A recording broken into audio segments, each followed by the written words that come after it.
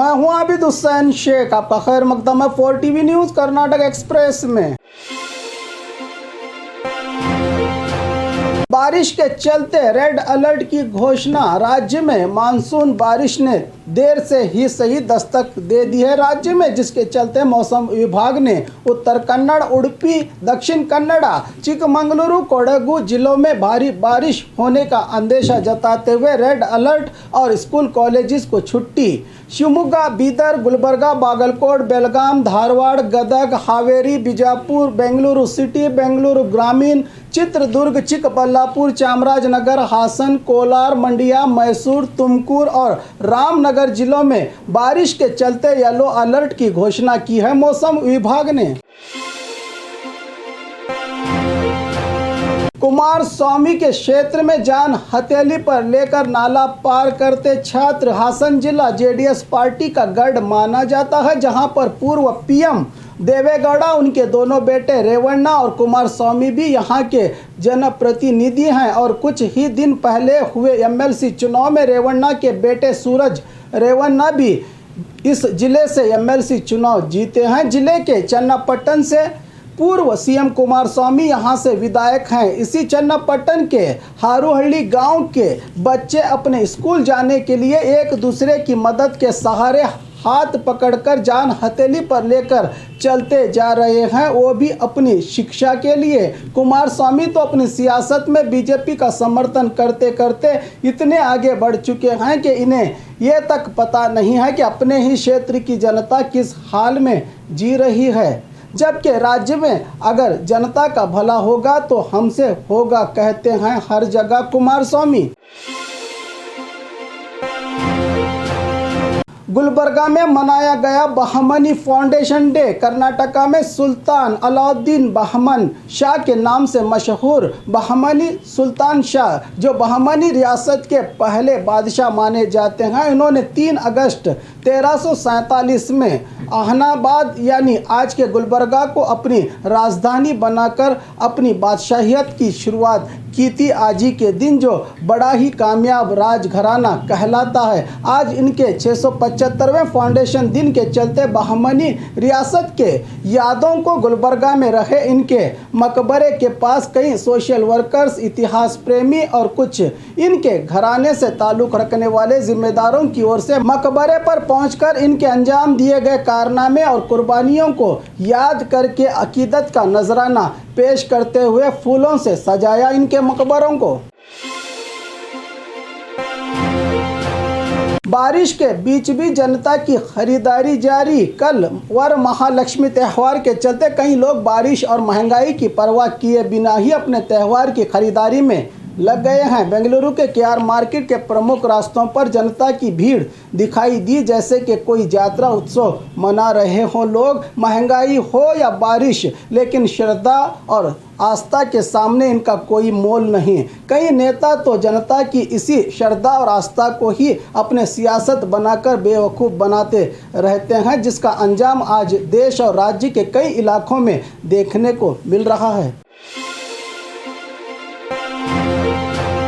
CM Bommai पर अमित शाह हुए गरम, लगाई फटकार। राज्य में केंद्र गृह मंत्री अमित शाह बीजेपी स्थानीय नेताओं के दबाव से ही राज्य को आज पहुंचे हैं। बीजेपी कार्यकर्ताओं की हत्या और राज्य के सीएम बोम्मई के अधिकार में हुए भ्रष्टाचार पर सीएम बोम्मई को फटकार लगाई अमित शाह ने और कहा कि हमने तुम पर यकीन करके एक राज्य को संभालने की जिम्मेदारी दी थी, लेकिन तुम खरे नहीं उतरे। इस तरह से फटकार लगाने की जानकारी सूत्रों से पता चली है मीडिया को। क्या सच में बदले जाएंगे सीएम, जिसको लेकर कई नेताओं ने भविष्यवाणी भी की थी।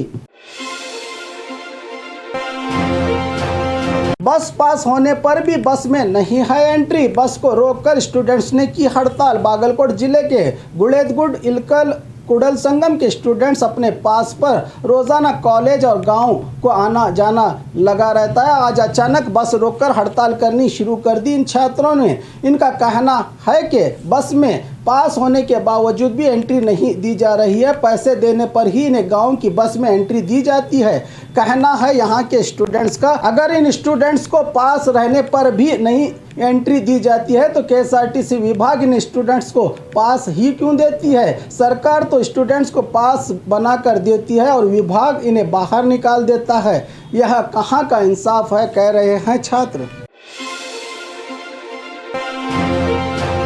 केएमएफ डायरी का दौरा किया। अमित शाह ने आज राज्य के दौरे पर पहुंचे। केंद्र गृह मंत्री अमित शाह ने कर्नाटका मिल्क फेडरेशन संस्था जो सरकार के अधीन में आती है, बेंगलुरु में रहे डायरी के दफ्तर को अमित शाह पहुंचकर दूध तैयार करने वाली घटक का दौरा करके यहां के अधिकारियों से जानकारी इकट्ठा करते नजर आए।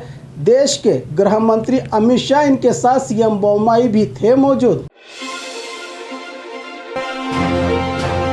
ब्रेक फेल होने से नाले में गिरी बस। बेलगाम जिला अतनी डिपो की बस बेलगाम से अतनी जाते समय अचानक ब्रेक फेल होने से सड़क किनारे रहे नाले में गिर गई। गिरी हुई बस में रहे सभी यात्री सुरक्षित बताए जा रहे हैं तो कुछ लोगों को चोटें आई हैं। घायलों को नज़दीकी हॉस्पिटल ले जाया गया है, जिसमें किसी का जानी नुकसान नहीं होने की खबर मिली है मीडिया को। यह मामला हुआ अतनी पुलिस थाना में दर्ज।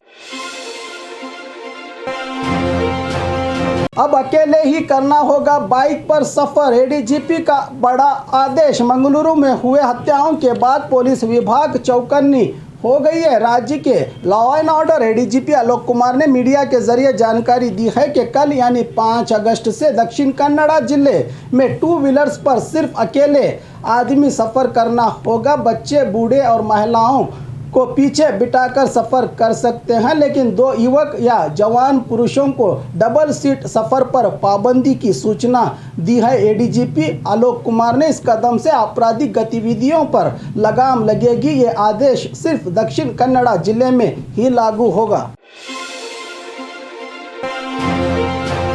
अमित शाह और येडियुरप्पा की मुलाकात, जिस पर उठे कई सवाल। आज केंद्र गृह मंत्री अमित शाह राज्य के दौरे पर पहुंचे हैं। आज सुबह सवेरे पूर्व सीएम येडियुरप्पा इनसे मुलाकात करके पूरे 1 घंटे तक अकेले में ही कुछ मुद्दों पर चर्चा की गई है, जिस पर कई सवाल भी उठे हैं कि अकेले में येडियुरप्पा और अमित शाह आखिर कौन से मुद्दों पर चर्चा किए होंगे, जबकि सबकी नज़र अगले चुनाव और अगला सीएम कौन बनेगा पर टिकी हुई है।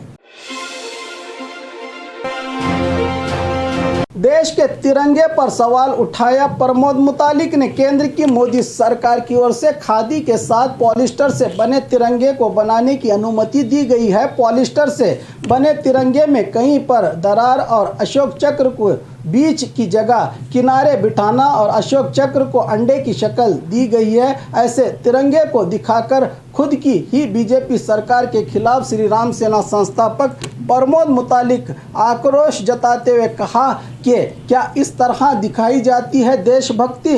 मैं तो खादी का ही तिरंगा खरीदूंगा। बीजेपी को इस गलती पर जवाब देना होगा, कहा प्रमोद मुतालिक ने।